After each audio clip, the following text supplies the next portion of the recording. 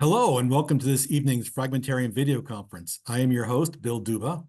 Today, our guests are Chiara De Angelis from the Università degli Studi di Cassino and from the Stiftsbibliothek St. Gallen, Philipp Lenz, and Brigitte Roux. They'll be presenting a showcase of newly published fragments from St. Gall. Philipp, you have the floor. I'm going to give a general introduction into the fragments at the Stiftsbibliothek St. Gallen. So it's not just the fragments that have been recently published online on eCodices, but an overall overview of the fragments and also what we have been doing with these fragments. I'm not going to talk about the rich history of the Abbey of St. Gall and the Abbey Library of St. Gall, but I'm focusing on the collection of manuscripts and other things that you find there. So we have about 2,190 manuscripts. There are incunabula and early prints up to 1520 that amount to around 1,650. We also have a library of modern reference literature and also older prints. So they amount to around 170,000 books or items. And then there are various other things, a small archive, but also objects such as paintings, a collection of coins, and so forth. We are, of course, interested in the medieval and other manuscripts, and more particularly in the fragments. The library of the former Abbey of St. Gall is especially famous for its old manuscripts, its Carolingian, Ottonian, and pre-Carolingian manuscripts. And you can see in red that around 400 manuscripts, including some fragments, date before the year 1000, and thereof we have 100 manuscripts that predate the year 800. And within these collections, within these manuscripts and these holdings, we find fragments often bound in volumes or kept as single sheets in boxes.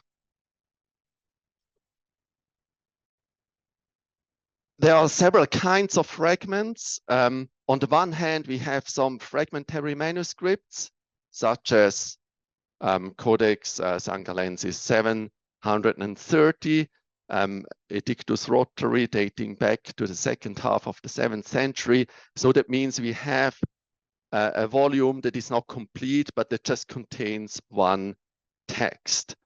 Then we have fragments bound in volumes. This happened at the end of the 18th and the beginning of the 19th century. That's what we will be mostly talking about today. And then, as I've mentioned before, there are fragments in boxes and single leaves.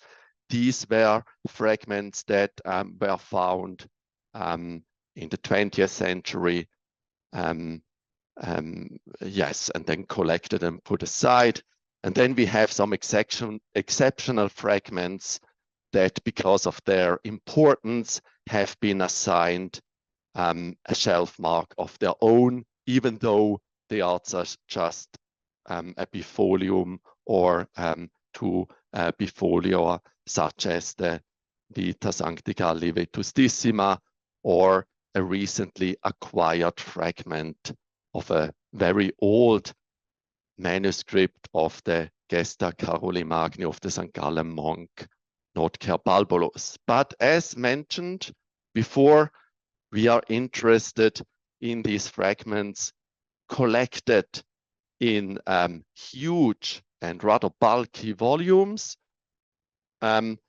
Responsible for this were two monks, Nepomunk Hauntinger and Ildefons von Arx, and they removed virtually all the larger fragments from bindings of medieval and probably also modern manuscripts and maybe prints between 1774 and 1785.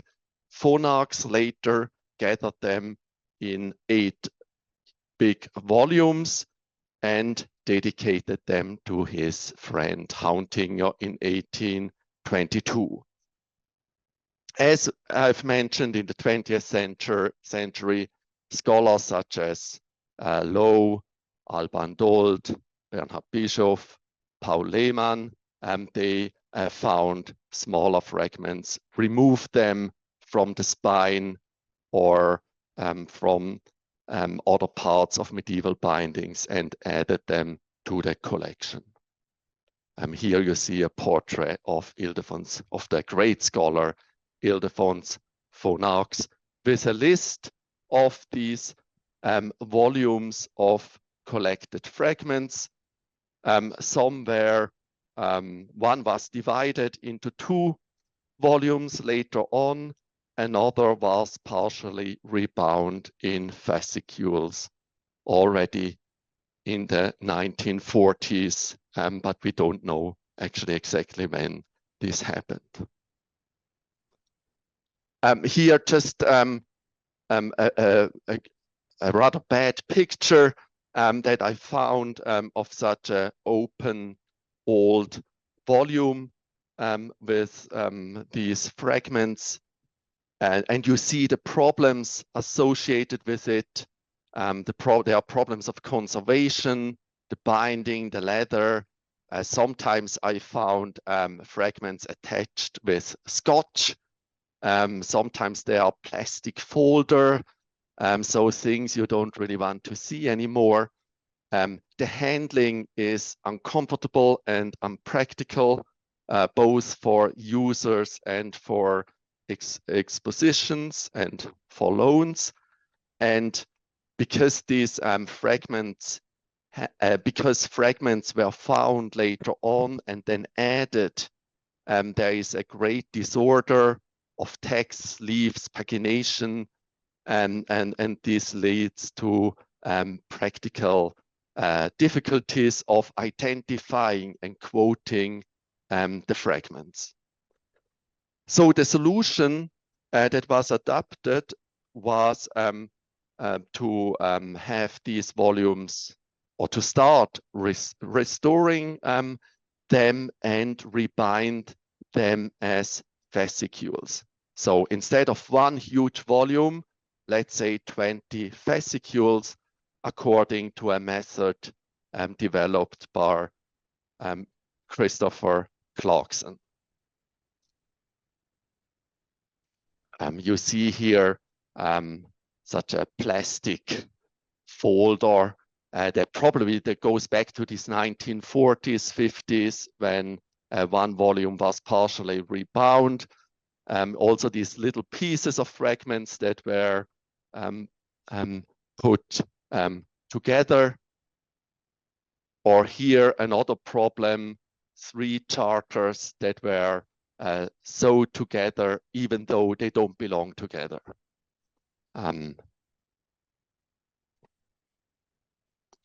Now, at the time, people were mostly concerned with conservation issues.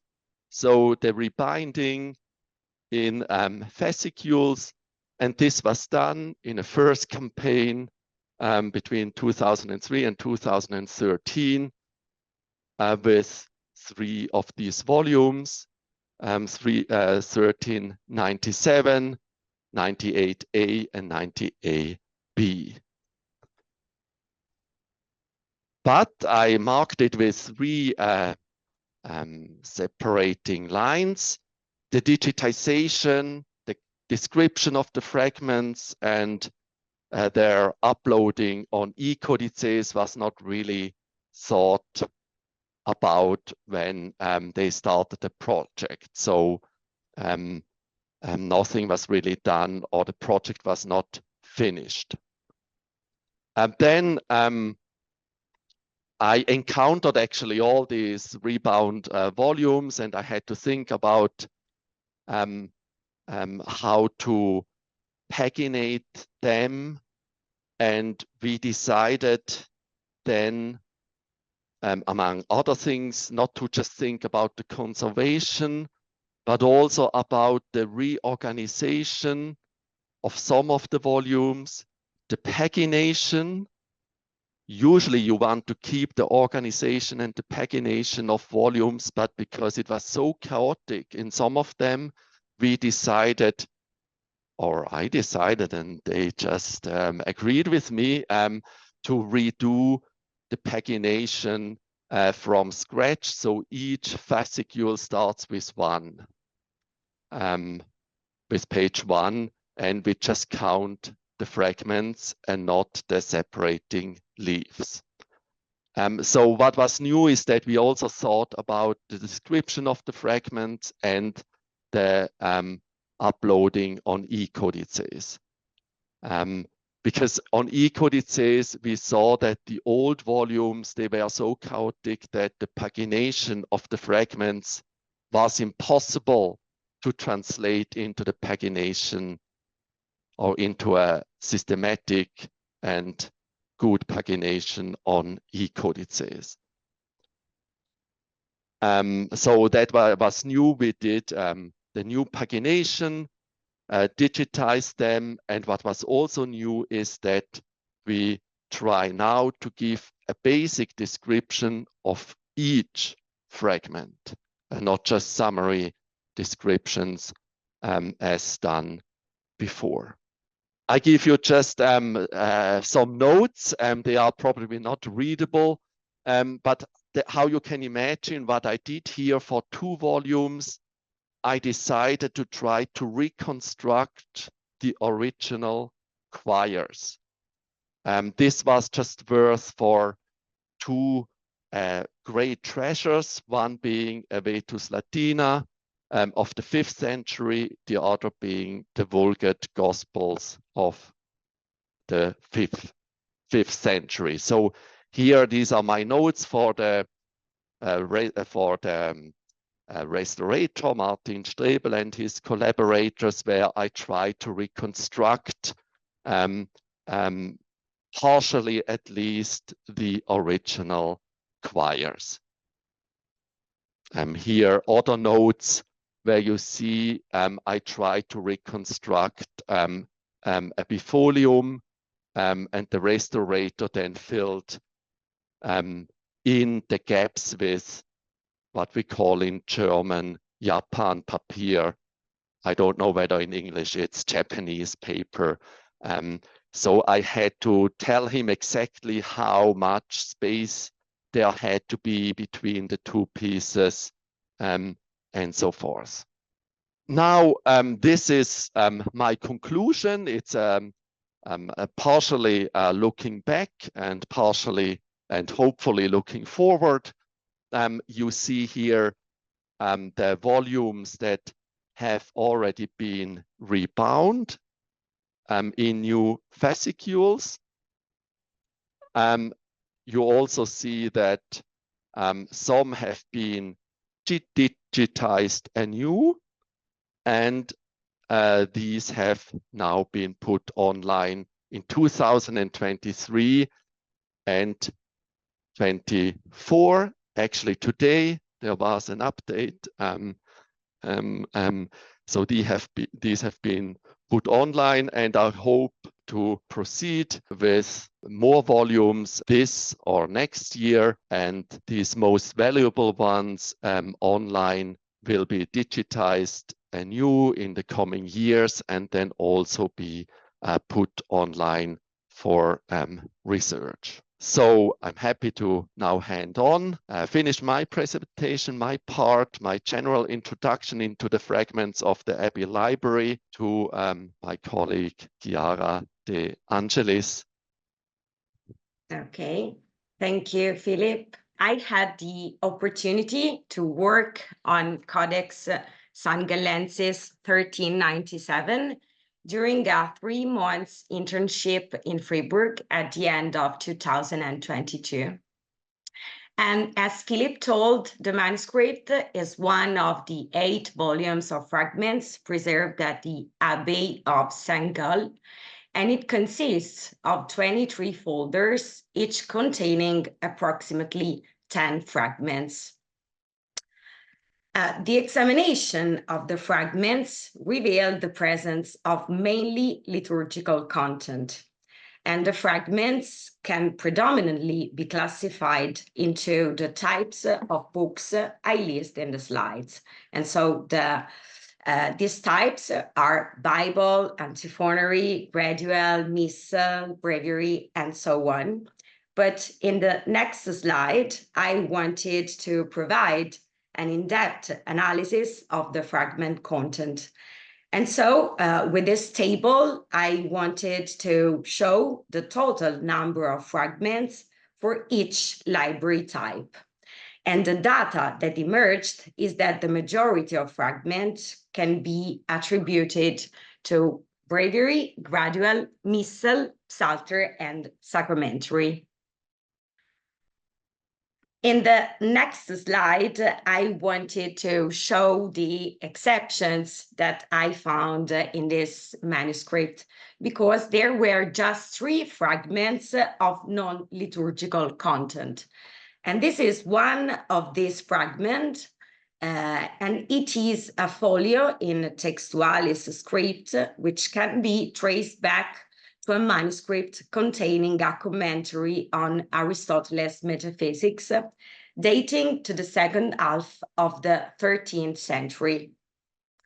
And there are in the manuscript 2 other fragments of non-liturgical content. And these are 2 folios in Carolingian script dating to the 10th century, containing a collection of texts on the computation of time. And a preliminary description of the fragments was made by Gustav Scherrer in 1875, who classified the fragment according to the type of manuscript that they originated from, and provided dates, and sometimes he offered more detailed information about the content. And so in redescribing the fragment, it was decided to use Scherrer's work as a starting point for a more detailed analysis aimed at both underlying the value of individual fragments and identifying homogeneous groups of fragments originating from the same manuscript. And so in order to do this, the first step was to divide the fragments into codicological units, paying attention to grouping the codicological units attributable to the same manuscript, in order to provide a unified description aimed at giving an overview about all the fragments relating to the same manuscript. And in the slide, there are 2 pictures relating to 2 fragments of a gradual from the late 13th century, contained in 2 different folders, the folder number 7 and the folder number 8 of the manuscript. And in total, in the 23 folders of Codex Sangallensis 1397, 6 fragments for bifolia and 2 single leaves of this gradual are preserved. And so the second step of the description of the fragment was to provide the following information. So the title of the book, the date, the fragment's extent, the dimensions, ruling, layout, decoration, musical notation, annotations, and content of the fragment. And the objective of the elaborated catalog card was to provide synthetic but comprehensive information on each examined fragment. And in the slide, you can see an example of how fragment description appear on e-codices. And this relates to the description of the fragments from the 13th century gradual that I mentioned earlier. And in the next slide, I wanted to talk about the challenges and the difficulties encountered during the description of the fragments, which were linked to the large number of fragments, almost 200, to examine in 3 months, and to the various script styles and musical notation systems that I encountered. Additionally, there was a wide variety of liturgical content in the fragments. And so at this point, I choose to present one of the most particular cases encountered during the description of the fragment. In fact, manuscript 1397 preserves 9 fragments attributable to a 10th century psalter. 2 of them were extracted from manuscript 2018 and 2020 of St. Gall, as demonstrated by the presence of offset attributable to 2 psalter fragments reused as space downs. 2 more fragments reused as space downs attributable to this psalter are preserved in the Central Library of Zurich in the manuscript C43 and C184. And in the images shown in the slide, you can see one of the fragments of the psalter contained in manuscript 1397, which for a certain period of time was reused as a paste down in manuscript 218. Of this group of fragments, Maria Adelaida Andres Sanz has already accounted in an article titled Psalms and Psalters in the Manuscript Fragments preserved in the Abbey Library of St. Gallen.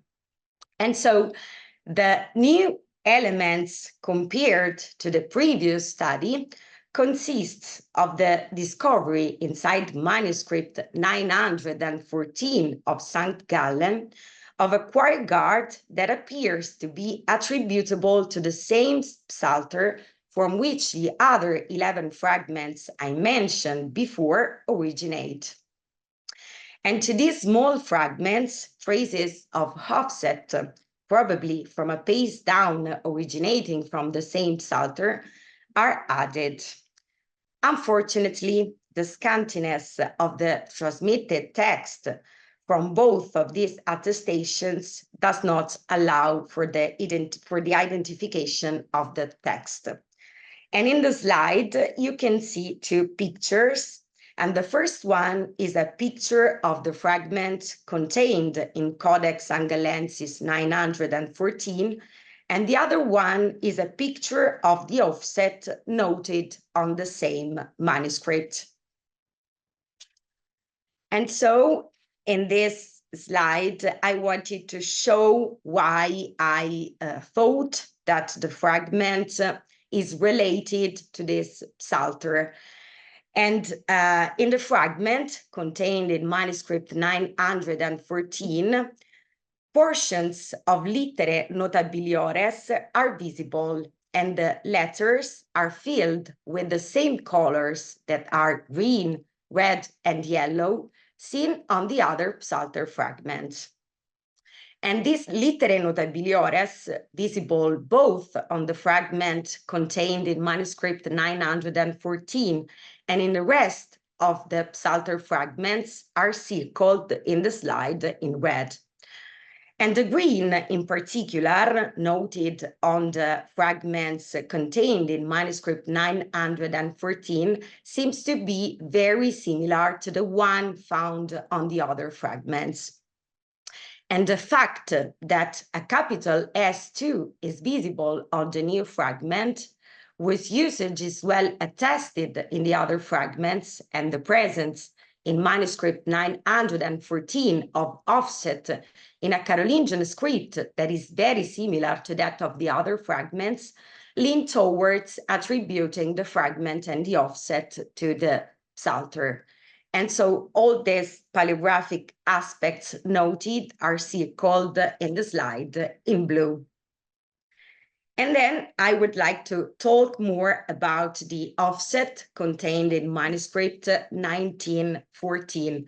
Unfortunately, the only fully legible word is dies on the rear page down of the manuscript.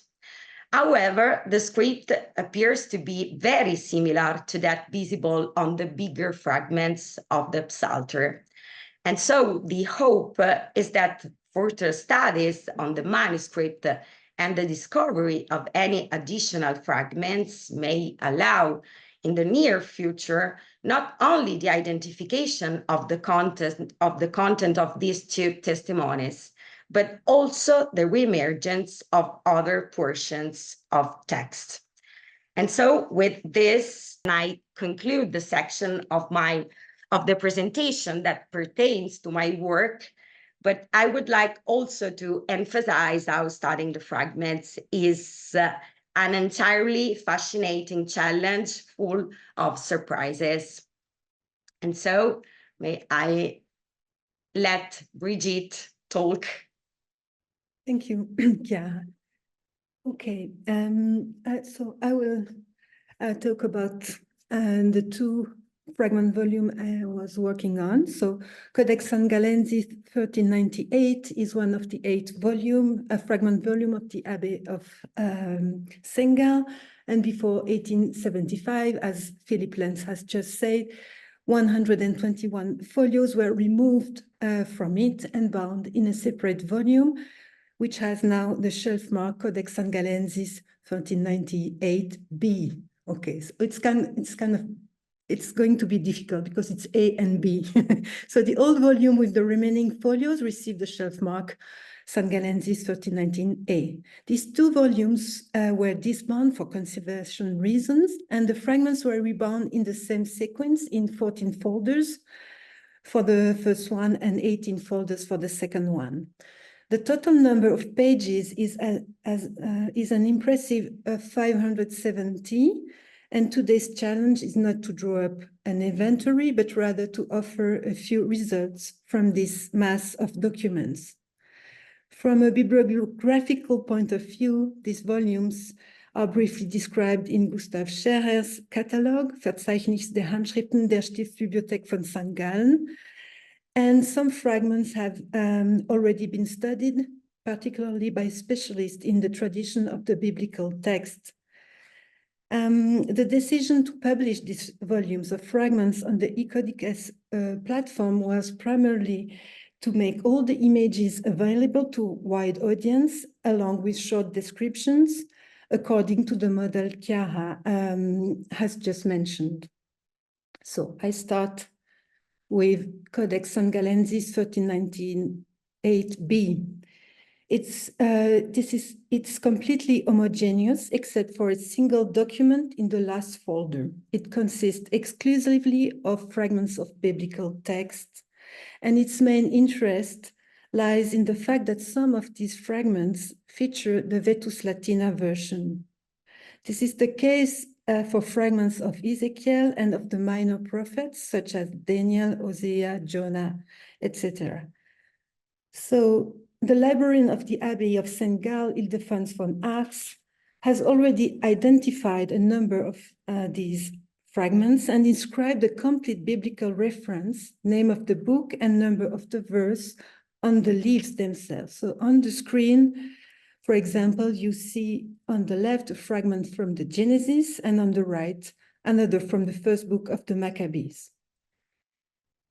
Maybe you noticed that these two fragments were not copied by the same hand. As already noted by Alban Dold in 1940, followed by Robert Crisson in 1999, the biblical fragments of the Codex Sangallensis 1398b seem to come from a large format Bible that will measure approximately 37 by 44 centimeters in 2 volumes, copied in Caroline minuscule in the first decades of the 9th century.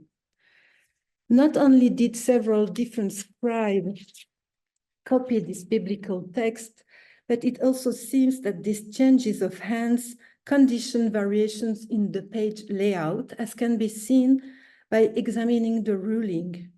On the left-hand side, we can see how the intercolumn, or you can guess, has been drawn with 4 vertical lines ruled in dry point, while on the right-hand side, only 2 vertical lines delimit the space between the 2 columns.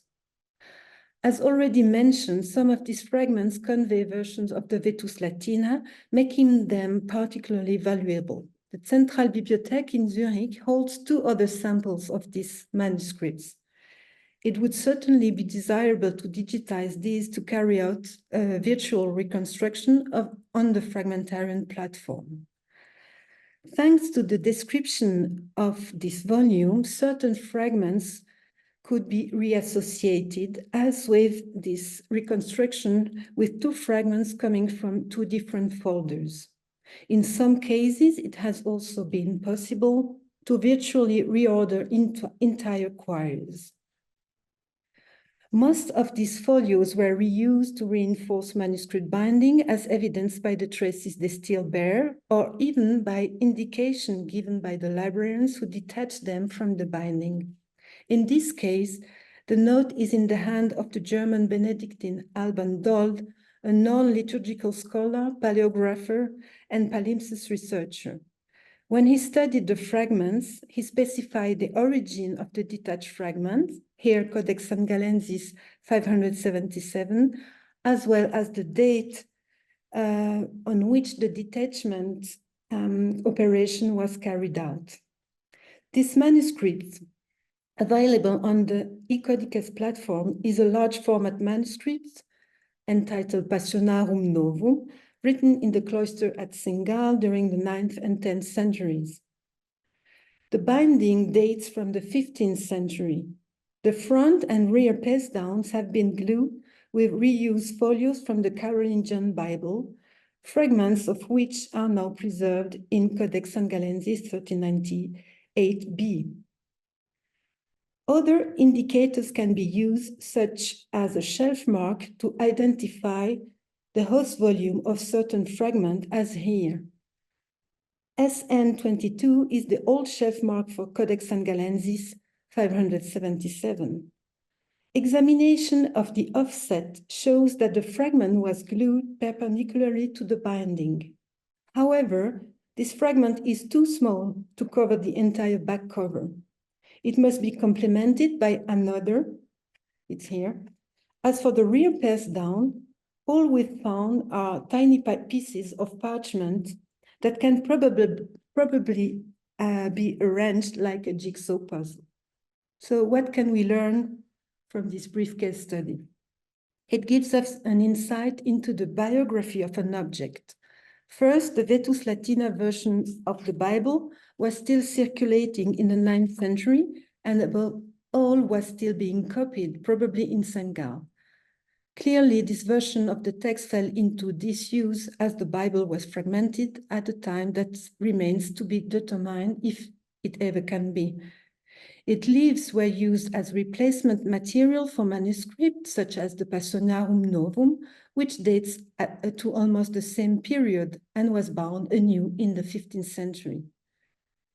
From the 18th century at the earliest to the 20th at the latest, these fragments find their way back into favor as they were once again detached from their support, and this time to feed a collection and now to be published online. So let's move to the second volume, the first one, 1398a, which contains a more disparate collection of fragments ranging from the 8th century for the oldest fragment to the 15th century. There are some biblical fragments.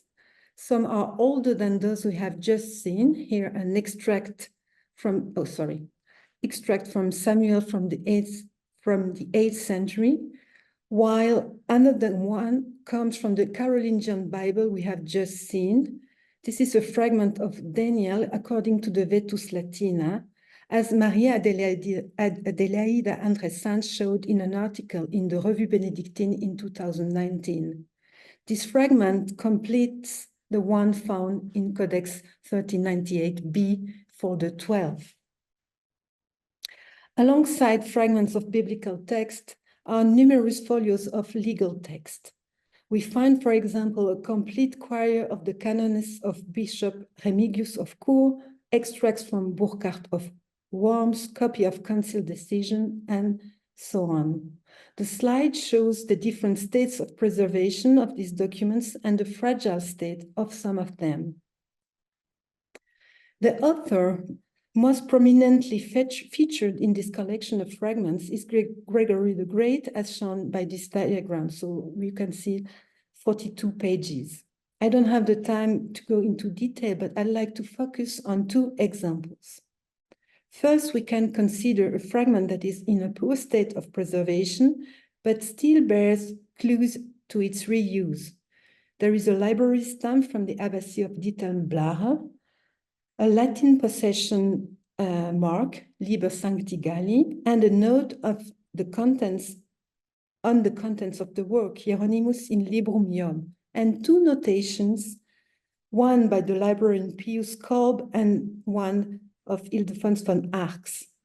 Thanks to these various clues, we can deduce that this fragment was reused on the Codex Sangallensis 106, a manuscript produced in the 9th century, possibly at the Abbey of St. Gall.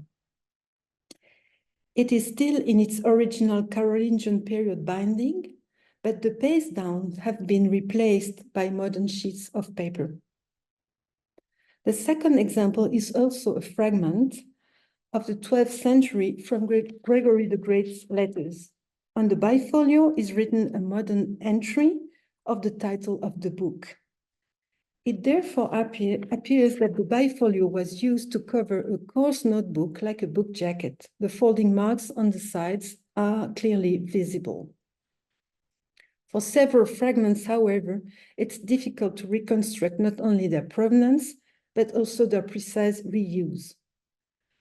One of the folders in Codex Sangallensis 1398a includes 28 fragments, all taken from the same text, the Forma Institutionis Canonicorum by Amalarius of Metz, in a copy dating back to the 9th century. These fragments vary in size. If some bifolios were used as book covers, as modern added titles indicate, it's hard to be as precise for every piece of parchment. However, the fact that they were numbered consecutively when the collection was put together is a great help in identifying the tiny fragments. As we can see on the screen, with fragments measuring 15 centimeters by 3 to 5 centimeters. It goes without saying that these identifications are made possible by the existence of digital editions. To conclude these few remarks, I would like to give a final examples that shows the usefulness of publishing all the volumes from St. Gall. The latest eCodices update made this very morning shows a paper manuscript made of a collection of theological texts. The quires are reinforced with parchment guards taken from various manuscripts. These include fragments written with uncials from a 7th century psalter, some of which are preserved in another of the fragments volume from St. Gall. The guards and the bigger fragments share the same diagonally ascending row of dots up to the upper front line that confirm they belong to the same original manuscript. This example shows the benefits of putting these fragment manuscripts online, which in turn enables us to catalog fragments that are still in situ. Thank you very much for your attention. Thank you, Brigitte, Philipp, and Chiara. We now have time for some questions. If anyone has questions, they can step forward or they want to pose to any or all of the people who have intervened. And while we're waiting for people to formulate, I might quickly just come up with a question for clarification from Philipp. Because Philipp, when you were in your presentation, you talked about how you reorganized these fragments.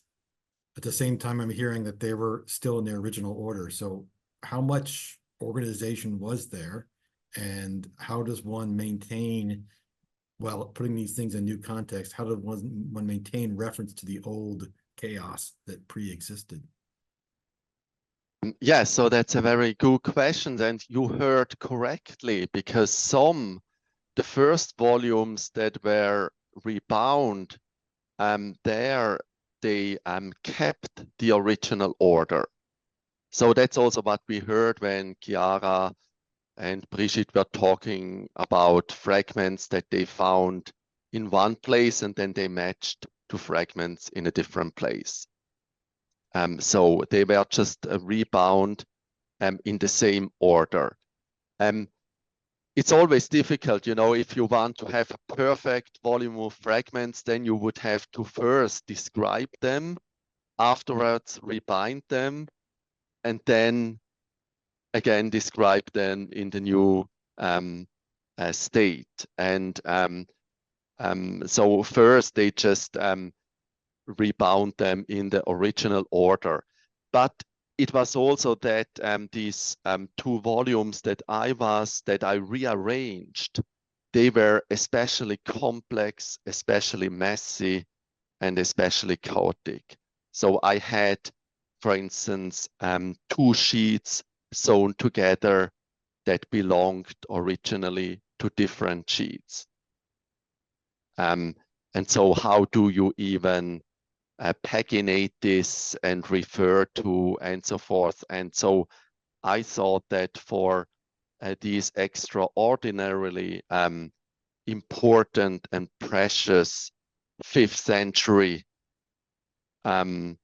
manuscripts of the Vetus Latina, and actually also a Virgil Capitalis Quadrata of the 5th century and the Vulgate of the 5th century, I thought there it's worth taking the trouble and trying to make a perfect order and rearranging them. And also in terms of binding techniques, there we reconstructed also in the binding the quires, whereas usually you put a single sheet onto, you sew it onto einen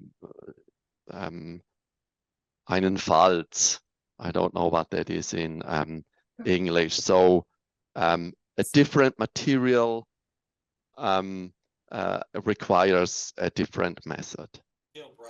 Right. Thank you very much. Have you found any clues, such as shelf marks, notes, and so on, as to whether Hauntinger also removed fragments from printed books? I'm just taking the liberty to answer directly. I have only found proof for medieval manuscripts. However, for instance, this wrapper that Brigitte showed to us, it's possible but that this was one of these quires or little booklets that were preserved at the Abbey Library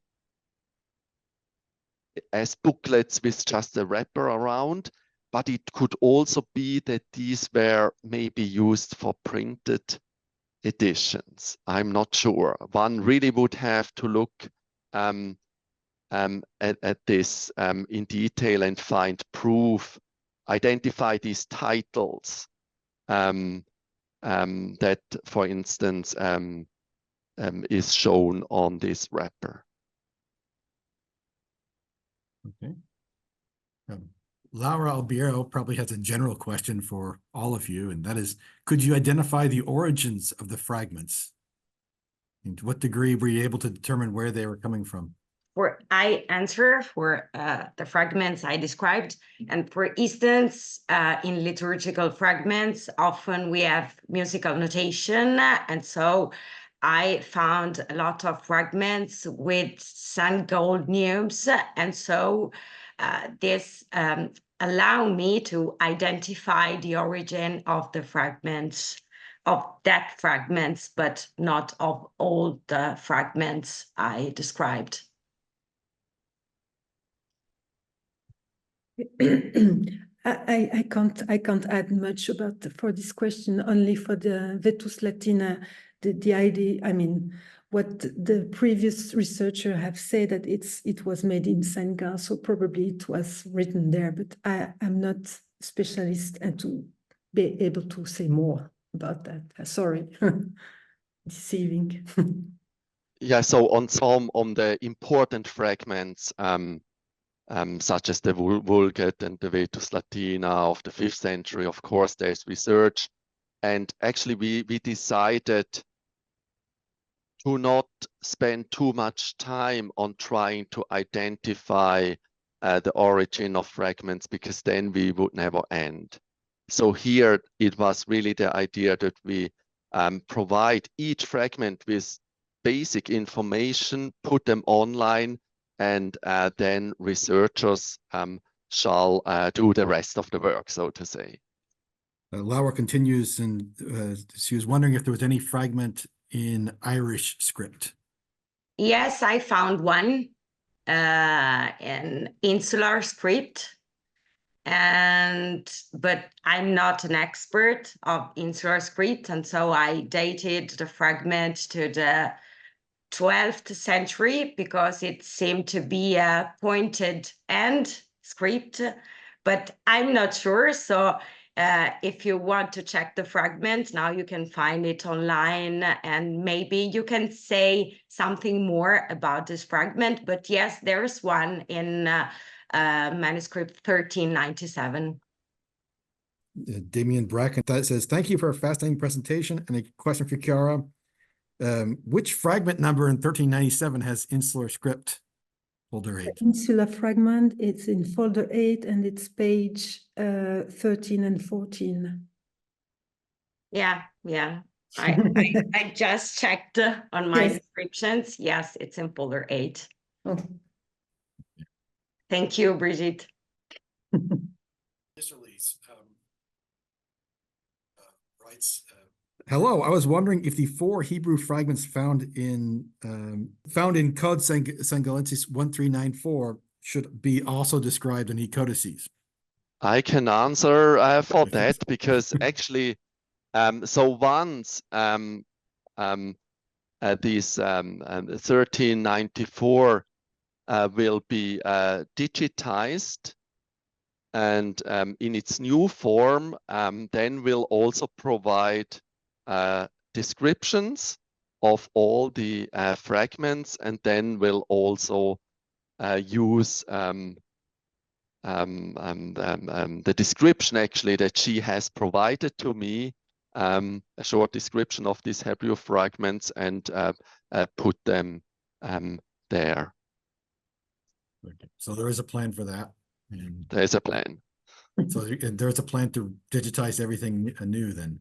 Yes, for 94 and 95 will be, I hope, will be digitized and also described and put online. But it's a lot of work, as everyone can imagine, and so not everything can be done at once. Adelaida Andres Sanz writes, congratulations for these new research and discoveries and the many more to come. I was thrilled to see some of the new recovered fragments of Psalms. Thanks a lot.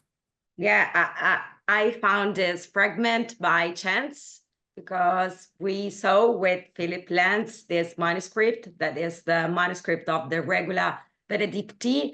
And so I think that Saint Benedict, since I work in Monte Cassino, brought me luck, and and he allowed me to find this new fragment of the Psalter. And that piece is not visible on e-codices. So the strip. Yeah, it's true. It's true. I saw the reproduction on the codices and the fragment is not visible. So it was good that you took the picture while we were in the archive. I could actually add another argument for your case, Chiara. Okay. Or the identity of these fragments, because I just looked up, because I have proven that for different generations of rebindings in the 15th century, the binders use systematically the same fragments. for the same bindings. And 914 is what I call a binding of type A. So is 218 and 220.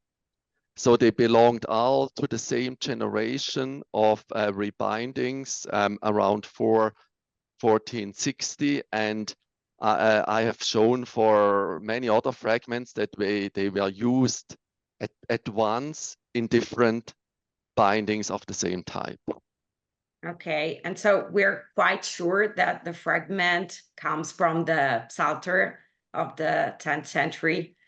But I hope that you manage to find other fragments, maybe bigger, that allow us to identify other portions of the text, and maybe also these two testimonies, like the Quargard and the offset on the paste down of the manuscript. So if you find something more about the Psalter, please let me know, because I'm very curious about this. So I guess we have to look forward to the next set of St. Gall fragments coming from this in the future update. And all right, well, I wanted to thank you again then for your replies. That brings us to the end of this Fragmentarium Video Conference. Our next video conference will be next week, June 7th, 2024, at 5 p.m. Central European Summer Time, when Lucy Maruzzi and Isabelle Scapazzoni, book and paper conservators at the Archives Nationales in France, will present Conserving, Restoring, and Documenting Fragments, the Case of the French National Archives. Hope to see you all there, and I want to thank you all for attending.